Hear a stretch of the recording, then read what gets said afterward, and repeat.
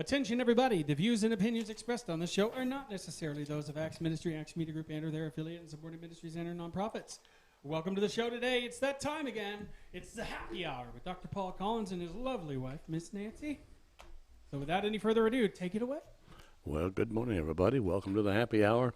This will be happy hour next to the last, and then next Friday, the last happy hour, and then Nancy and I move to a new time, and, a new day and a new name. A new day will be starting April the 5th, first Monday in April from now on after next week. Now, we're dating things here, Nancy. Today is, what is the date of today, 19th or something? It's 19th. All right, so then 7 days from now, we do another happy hour, and then in April, we begin with April 5th. We'll be doing Mondays at 10 o'clock, and it will be called the Bucket List. And the reason for that is because we're going to share with you some things very pertinent, very relevant to those folks who are 50 and over, but those who are under 50 need to pay attention too, because what we're going to do, we're going to, as they say, drill down deep into some issues that concern folks who are wanting to look forward to retirement. Oh, and the reason why people that are younger than 50 need to pay attention is because you don't want to hit 50 and not know anything. Very good, very good. And in fact, people younger than 50 and younger than 40, maybe even 30, need to be paying attention. That's right. By the way, for the folks who are fans of the Happy Days show, here's a little tidbit for you. Goodbye, gray skies, hello, blue. Nothing can hold me when I hold you. Remember those words? Oh, yeah. Or how about Sunday, Monday, happy day. Tuesday, Wednesday, happy day. Wednesday, Thursday, happy day. Friday, Saturday, happy day. Grooving all week with you. Yeah, happy days. Mm-hmm. And you could be saying that to Jesus. Oh yeah, sure could. I enjoy that song. I enjoy the Fonzie and Richie Cunningham and his parents Howard and Marion, and I enjoy Potsy and Ralph Mouth and Joni. Joni died a couple of years ago. I just had a thought. This may seem bad, but looking back, since I'm 75. Really? Yeah, boy. Yeah. Oh, here I am hanging out with an old woman. That's right. Boy. Whoops, something happened. I lost one ear here. It's in stereo. Oh, we're now we lost stereo, so now we're one-eo. Okay. Oh, yeah. No. No, it's switching back and forth. Oh, it's switching back and forth from one ear to the other. It's weird. Haven't experienced that before. Not even with my hearing aids. No. Anyway, Nancy, I want to greet Shirley Simpson up in St. Joe, my first secretary, and I want to greet Sally Pike in St. Joe. We've reconnected. Sally was a little girl when I was a pastor of the Hyde Park Methodist Church there, and Shirley was my secretary. Sally was a little girl, and she's all grown up and retired, and I see her on Facebook. And I mailed her a copy of my book a few days ago, and she texted me or messaged me, day before yesterday, that she had received it, was getting ready to read it. And speaking of that, the book that I sent her is this book right here. And you can't tell from on television, but the cover's embossed, 2 shades of blue background, some white lettering, and then some gold lettering, and the title, Embraced by the Spirit, is embossed. You feel it when you rub your hand over it. It's a beautiful cover. This was published in 2005, and it's only a part of my story, of my journey, as they say these days, in matters of the Spirit. But I don't sell them. I give them away, and it's blessed people all across the nation. And to give you an example, as I greet people in St. Joe, Sally Pike was Sally Empress before that when she was a little girl in the church. There was another one, a young boy, Jerry Chambers. I helped him with his God and Country Award efforts, and he's now a retired school administrator, lives over in Chesterfield, Missouri, a suburb of St. Louis, there in St. Louis County. And I received a message from him via Facebook Messenger yesterday. Here's what he still calls me, Reverend Collins, and I kind of like that. Reverend Collins, I am reading your book, Embraced by the Spirit, again. When you chuckle and question your work at Hyde Park Methodist on pages 18 and 19, I can only think of how you made God become alive for me. You said something like, and he quotes, "He knows us before we know him," end of quote. I met you at church with mud on my shoes when I was 11 or 12 years old. Mom and Dad were wonderful parents, but attended church infrequently. I often walked the 9 blocks or so. You inspired me to come to your church for youth activities on Sunday nights. You also encouraged me to consider Boy Scouts. I was 16, I think, when you left St. Joe. And then he goes into his Eagle Scout stuff and his God and Country Award. And he said, please don't underestimate the huge difference you made for many of us at Hyde Park Methodist. My Sunday school teacher, Earl Auksher, shared our affection for you. Tried to tell you all this when I drove to look you up in person in November 2014. I thought I needed to write it down from my scrapbook, but mostly to send to you. It's 2021. Overdue for me to tell you again. Love, Jerry. What a testimony. He was a 16-year-old boy when I left that church. He showed up at church with mud on his shoes and came in on the carpet. I would imagine there's some residue of Jerry's mud still on the carpet there, hopefully. Jerry, bless your heart. You blessed me with that. That lets this old preacher know that a few things went right along the way, thankfully. And let's see.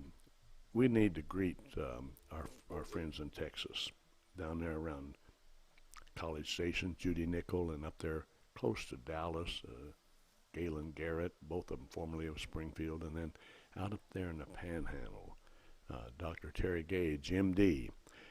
Terry is an adjunct at the University of Texas, Texas University, A&M, no.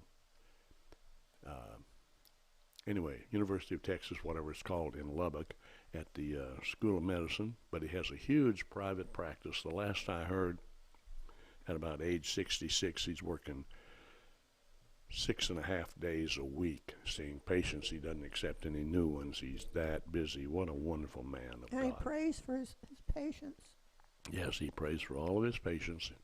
And there's been times when he's prayed for you and you've been healed. That's right, exactly. He's ordained, and he's a wonderful man of God, and we appreciate Dr. Terry Gage, and we appreciate his pastor, Mark Elvers. And Mark not only is very busy pastoring Salvation Ministries Church, he's an old friend of ours as well. And I've spoken in his church many times, but Mark's wife, Deborah, plays keyboard beautifully and writes Christian songs, and the songs she writes are great too. And Mark has always been a tent maker like the Apostle Paul. He's always had some work to do on the side, either as a small contractor or in some type of direct sales.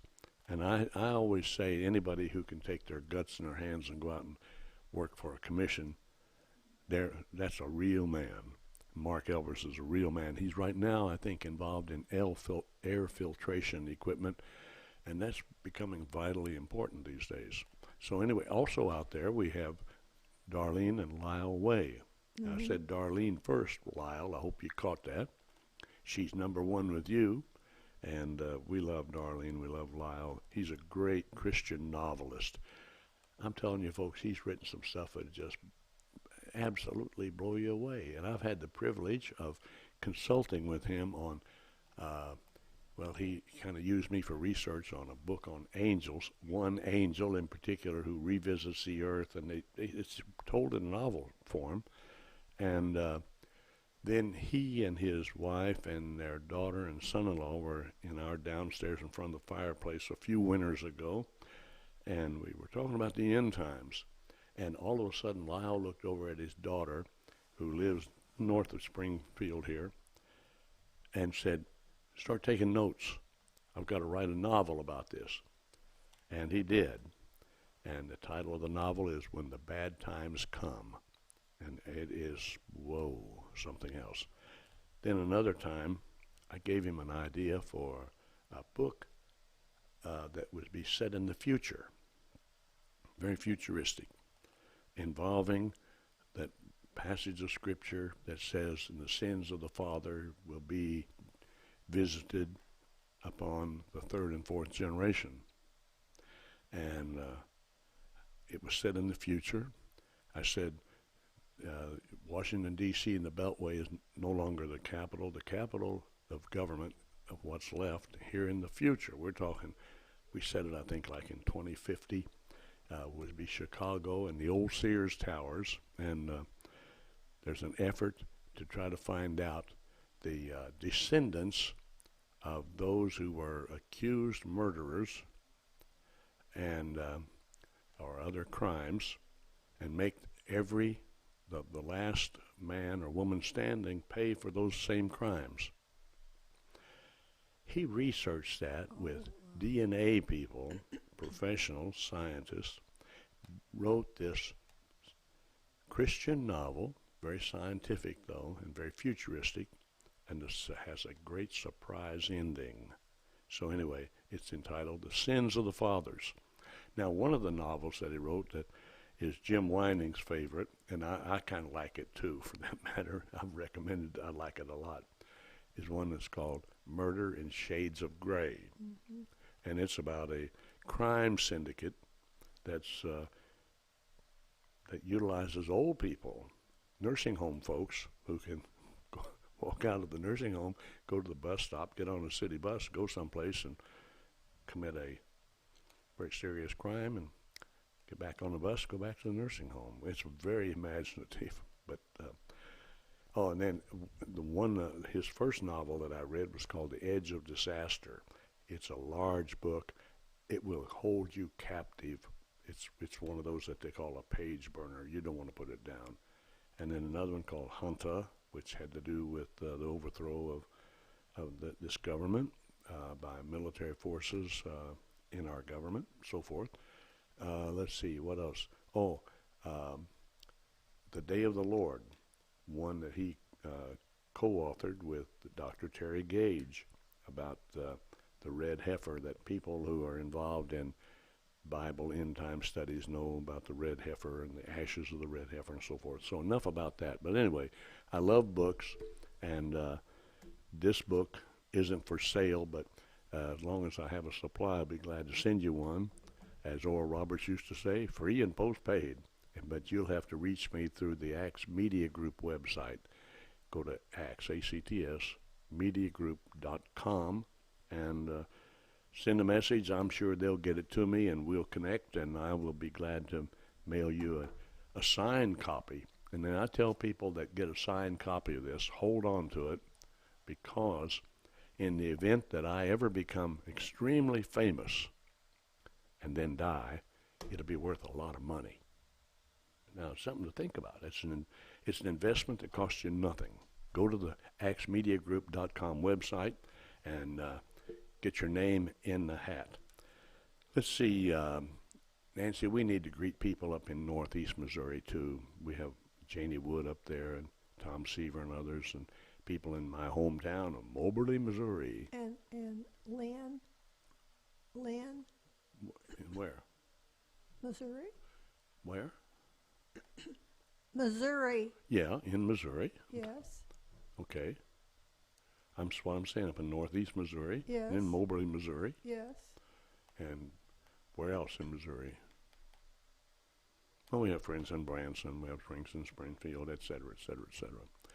We have friends over in Indiana, Pat Robbins.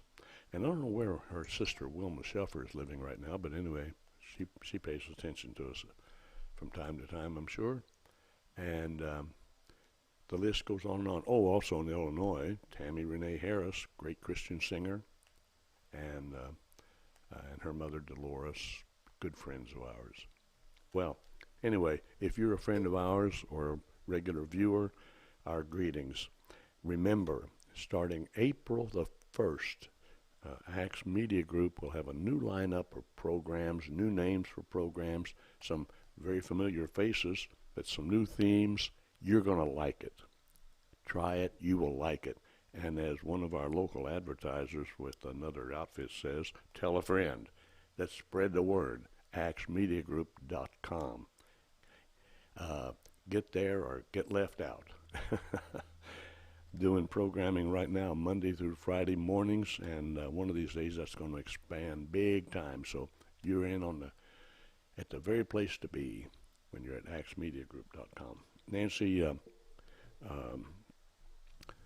I have said this on this broadcast, but there are people who miss stuff occasionally, and it needs to be repeated, just to let them know that there are some little quirks that are out there that are kind of amusing, humorous, and they're interesting. Probably their only value is the fact that if there's enough going in the front side of the brain, there's less that's going to be coming in the back side to bother us. That's why we have some, after I've had a long day in front of the computer screens, 2 of them, I like to sit down and expose myself to a few minutes of Happy Days, and then later after that, a few minutes of MASH, the old TV shows, something way away from reality. But here's something that's real and yet will distract you. I remember telling people last week, I think, the real name of Cary Grant. Cary Grant was a very handsome, debonair, suave movie star. And he was in his 70s when he died of a heart attack in Des Moines, Iowa, backstage. He was doing some personal one-man shows, but he was a handsome man. He was from the Bristol area of England. His family were poor people. He was born blessed with good looks, and he became one of the premier actors in Hollywood. And they called him Cary Grant. Now, Cary Grant never really existed. He was only a name. The man who played the movie star was named Archibald Alexander Leach. Leech. Archibald Alexander Leach. That sounds very British. No wonder they changed his name to Cary Grant. And he was asked by a reporter one time. The reporter first said, he didn't ask him, he said, Mr. Grant, do you know there are lots of men who want to be Cary Grant? Archibald Alexander Leach responded by saying, yes, and so do I. In other words, he was not really Cary Grant, only on screen. Off screen, he was Archibald Alexander Leach. Now that relates to us in a way, in that sometimes what people see is not really who we are. Mm-hmm. Now that gets me into issues. Some of the issues that you see on television news or comes over the internet are not really what they seem to be. That's right. Now, for those of you who love a good conspiracy, please do not be upset with me and don't turn off the show. But in my mind, little though it be, there are too many conspiracies floating around. One that came across my computer yesterday was from a man named Mike Adams, writing for a website called Natural News, and he said that he still maintains that Joe Biden is not president, that the inauguration took place on a Hollywood soundstage, that all of these appearances of Joe Biden publicly are not really appearances. They are staged, what we used to call when I was a kid in the movies, trick photography. It's all computerized stuff. So Joe Biden is not really the president, and that's the reason why there haven't been any press conferences and personal appearances. And I don't know where this guy's been, maybe. But, of course, when there are personal appearances, he explains them away by saying they didn't really happen. They have been orchestrated, and they are really just TV depictions. These are the same people, really, that doubt the moon landing, and these are the same people that try to tell you a lot of other stuff. So, Well, do they doubt Jesus? well, they claim to be,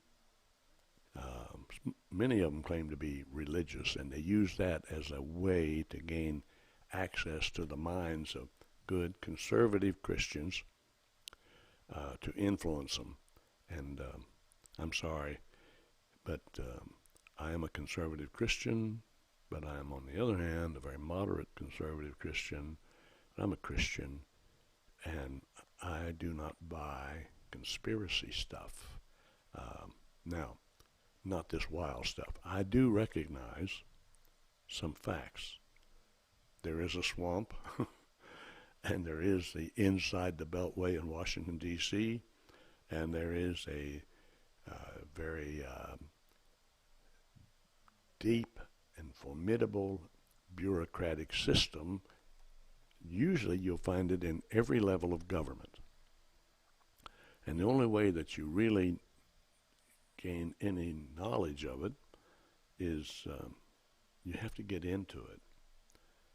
Back in the middle 70s, I found this to be the case when I was in our capital city of Missouri, in Jefferson City, to research and write a little book on public employee collective bargaining. It basically was a model bill for public employee collective bargaining to try to get passed through the legislature.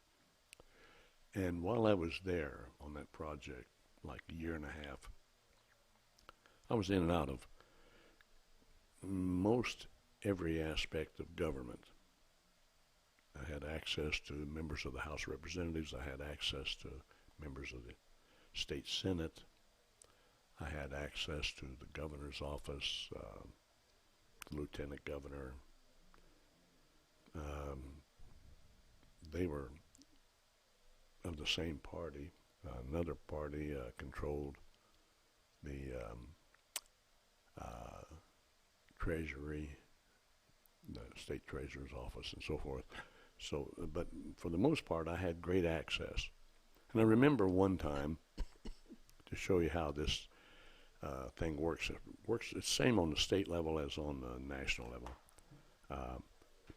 In public, in a session, there were two state representatives fighting it out, one from each of the two major parties, one from North St. Louis, one from South St. Louis. And they're just verbally having at it. They were both men that I needed to consult with about this public employee collective bargaining project. And so one evening, in order to find them together, I went to the local large hotel out not too far from downtown Jefferson City that had a big nightclub called the Music Room, but then they had a piano bar called the Library. And I knew where to find these men. So I went to the library, the piano bar, and they're sitting there together, drinking beer together, laughing and talking together. They're really good buddies. And I remember the woman playing the piano. It looked like she had a big smile, a beautiful smile, white teeth. She was a good piano player and a good singer. And that's where I conducted business with those guys. But during the day, they were enemies. As far as the public knew, they were enemies.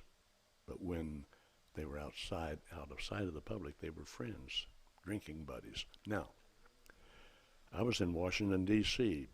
back in the early 60s, about 1961, thereabouts. It was before John F. Kennedy was assassinated, so that was that little narrow time frame. And I was there to represent a major denomination and make contact with United States representatives and United States senators and so forth en route to New York City, where I was to be a special delegate to the United Nations. And one evening, of course, I met with representatives and so forth, but one evening we had a very open session meeting with a United States representative. And he said, here's how legislation works. This is politics.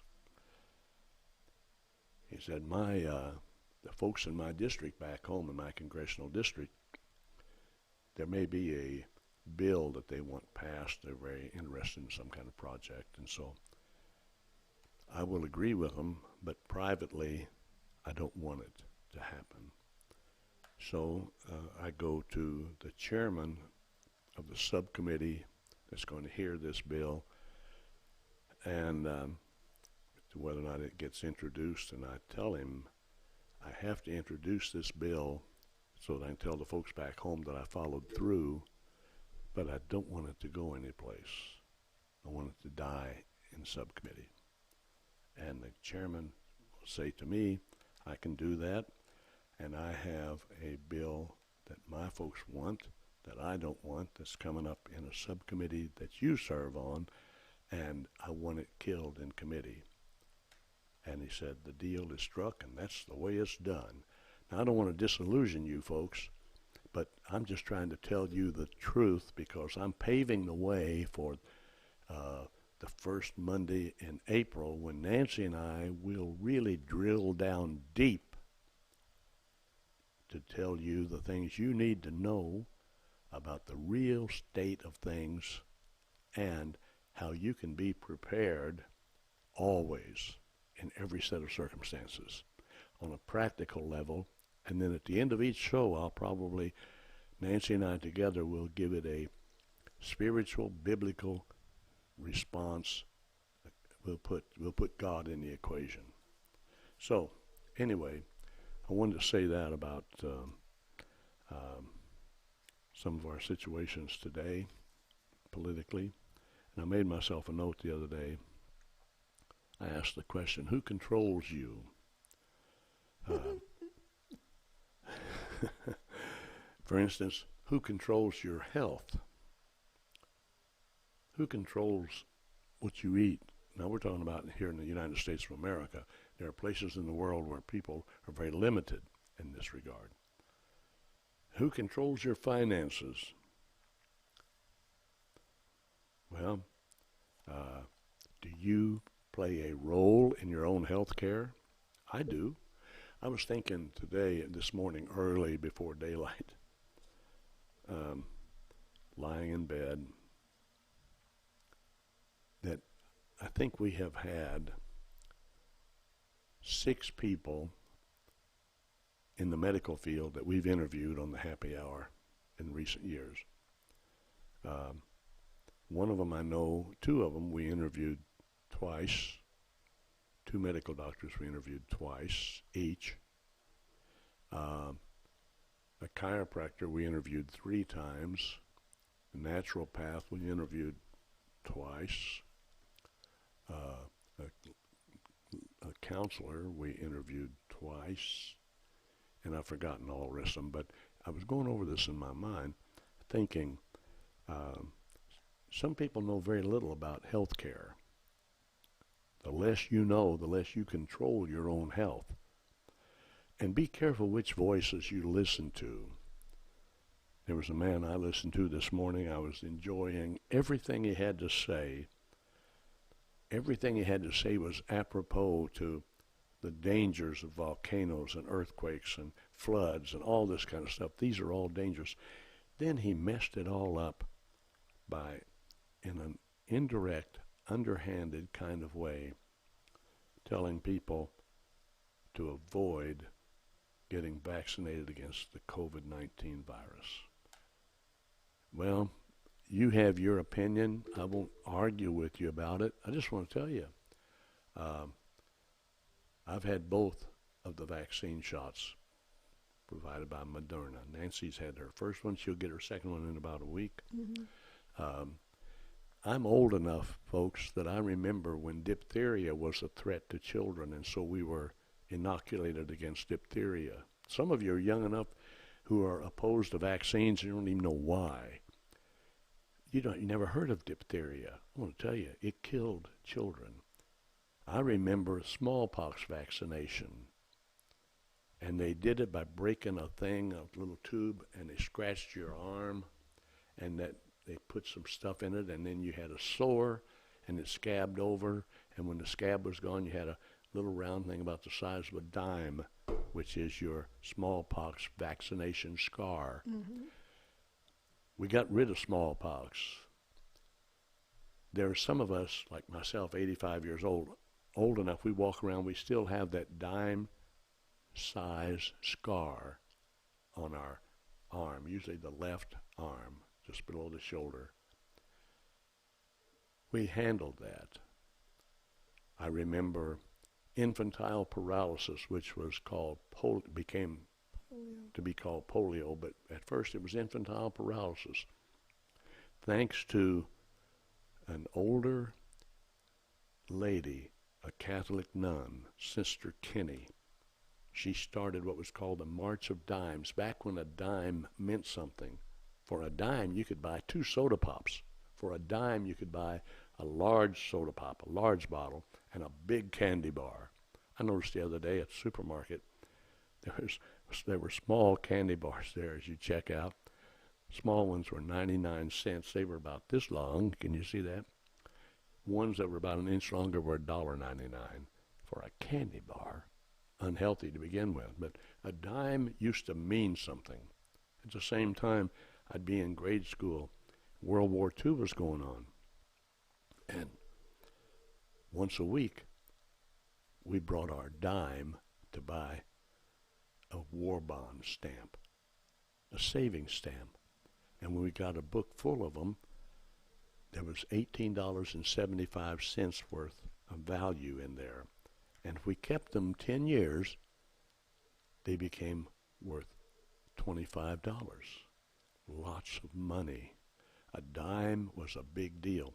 Nancy, I've never told you this, but for some reason, my parents had to replace the refrigerator. Now, I go back to the days of ice boxes, but had the first refrigerator, and for some reason, I guess the technology wasn't all that good. They didn't last or whatever. They had to get another one. And the one my dad bought to replace, to get the new one, was called an International Harvester. Same people that made farm equipment. Anyway, the old refrigerator, you don't throw it away, you use it for storage. And it was in the dining room. And the ice trays, they were still in there. I used those ice trays to collect dimes. That was my treasure place. The old refrigerator and the old freezer compartment were these ice trays, and I filled them with dimes. I can tell you now that when I was 16 years old, I bought my first car, a 41 Ford Business Coupe, with the dimes that I saved in that old refrigerator, in that old freezer compartment, in those old ice cube trays. How much did I have saved? $600. Think about that. Now, wish I still had that car. It'd be worth a lot of money now. Anyway, Sister Kenny started the March of Dimes. So every time there was a movie, we called them picture shows in those days, at the old 4th Street Theater in Moberly, Missouri. I don't know if they did it on Monday through Thursday or not, but I know on Friday night and Saturday night, and Friday night was the night we went to the picture show. About midway through, they shut off the movie and the house lights would come up, well, before that, they would break the movie. Here would be Sister Kenny talking about infantile paralysis and the March of Dimes to do research to get rid of it. And they would show a guy in an iron lung having to see everything through a mirror because he's totally enclosed other than his head in this breathing machine, and children that were affected and so forth. And she would make an appeal. And then the lights would come up and they'd pass buckets around for us to put dimes in. They didn't ask for dollars, they asked for dimes, the March of Dimes. And eventually they raised enough money, kept the research going. I remember going to a high school back in the middle 60s, and I was given a little sugar cube that had a little pink coloring put on it. Put that in your mouth, it dissolved. That was the inoculation against polio. Do you think we were afraid to get a diphtheria shot? My parents weren't afraid to have that done. Smallpox, we all did it. Whooping cough, and finally this polio thing. People were unhesitatingly took the polio vaccine. So what I'm saying is this guy today was right on about potential natural calamities, and we need to be aware of it, be prepared. But he messed it up by trying to tell everybody that they shouldn't run the risk of getting an unproven, he called it, vaccine. Well, I'm alive, you're alive, and I don't think we have any tiny spaceships coursing around through us doing any kind of damage. So No, see, the thing of it is, as far as I'm concerned, that Jesus can take care of all that.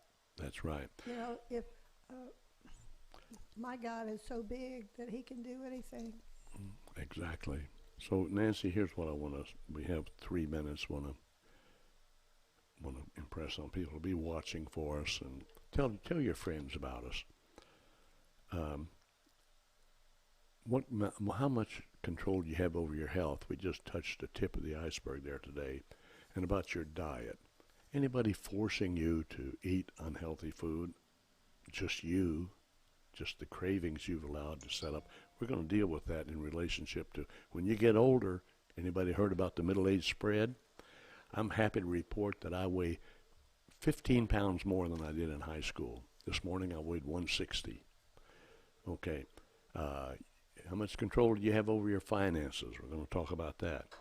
We're even going to talk about how much control you have over your lifestyle, your property, your habits, your thoughts, and your worship. Finally, to let you know what a complex world it is, believe it or not, nursing homes have been fined over this coronavirus thing. And the fine, if the nursing facility doesn't change some of their things that the government wants them to change, and we'll talk about this in depth in future broadcasts. Nursing facilities could be fined up to, get this, $22,320 every day that they fail to comply with federal rules. $22,320 per day. And Nancy knows from 32 years of nursing home nursing experience, rules and regulations, inspectors, all that kind of stuff. We're going to talk about it and let you know that when the government puts out that kind of fine, somebody ends up paying the bill. I know, but then who's going to go out of business? Some will close up, and Where will people go? and then, but those that stay, nursing home care is going to get more expensive. We're going to talk about the expense of that. Folks, we have a lot of exciting stuff coming up for in April, but we still have a great, interesting stuff coming up the last Friday of March. So tell a friend.